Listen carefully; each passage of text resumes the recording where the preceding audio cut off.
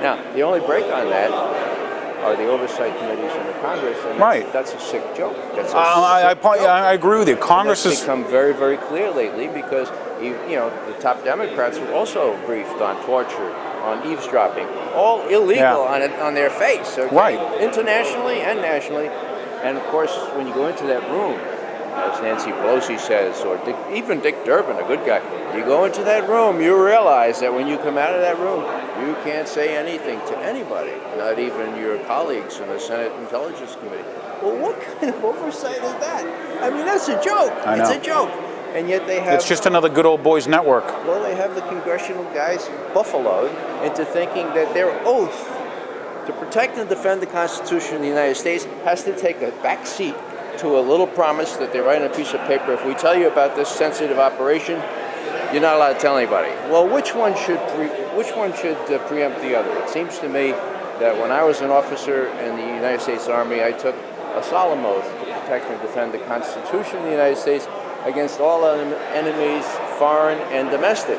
There's no expiration date on that oath, okay? That's why I wouldn't leave Congressman Conyers' office. When I was trying to persuade him that, as he acknowledged, number one, starting a war on forged intelligence, a war that need not be, and a war of aggression under the terms of Nuremberg, is a high crime. He said, oh, yeah, that's a high crime. I said, well, yes, but there's so many high crimes in this town.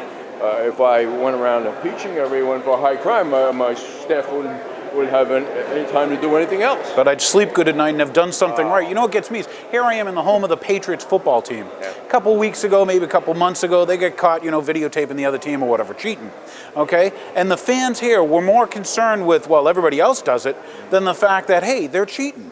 That's where you say back to the moral thing of going way back to the bottom. Once it's okay here, well, then it's okay there, then it's okay there. And like you say, once it's okay to torture him, whether he's got a collar or not, I'm a lawyer, be careful.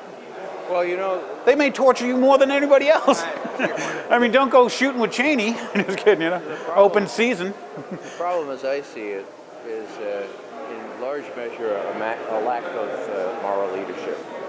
Now, we have an openly espoused new American policy of alternative methods of interrogation. Pressure. Okay? Now, it's torture by any standard. Now, who's supposed to speak from a moral standpoint for our country? What are the institutional churches saying? Hello? Yeah. Zippo. And that's exactly what happened in Nazi Germany. What Hitler did was co-opt the churches. Matter of fact, one of the first things he did was to make sure that there was a pastor in every one of the parishes, whether it was Catholic or Lutheran.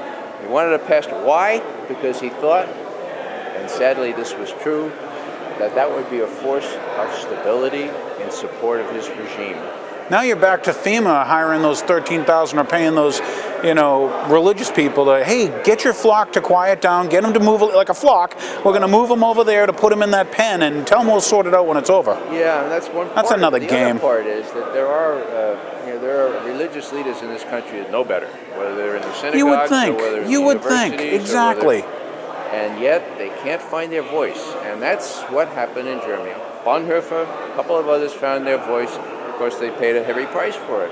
But what's the... I don't think the lead bishop, I don't think bishop or archbishop or cardinal, whatever his name here is in Boston, I don't think if he gets up on a Sunday and he says, and he has all his pastors say, torture is really wrong, folks. It's in the same moral category as rape, slavery, always intrinsically wrong. Make sure you make that known to your representatives and senators. I mean, what's he risking? Are they going to put him in jail? Well, not now, but maybe next year. I was going to say next year, because right now you had what? You had the Internal Revenue Service going over the books of that church in Pasadena saying, we'd like to look at your sermons 2 years back, because evidently he was saying, war is not the right thing. Matter of fact, I'll open the book. No, war is not always the thing, unjust war, and, yeah. Well, now all of a sudden the Internal Revenue Service is involved in religion. Yeah. I thought that was interesting all by itself. Well, there's this wonderful bumper sticker that says, I think what Jesus may have meant by loving your enemies is not to kill them. Hello. That's you a know? good. Yeah. Yeah. You don't have to kill them all. Yeah. Thank you, Ray. You're most welcome. Appreciate your time. Okay.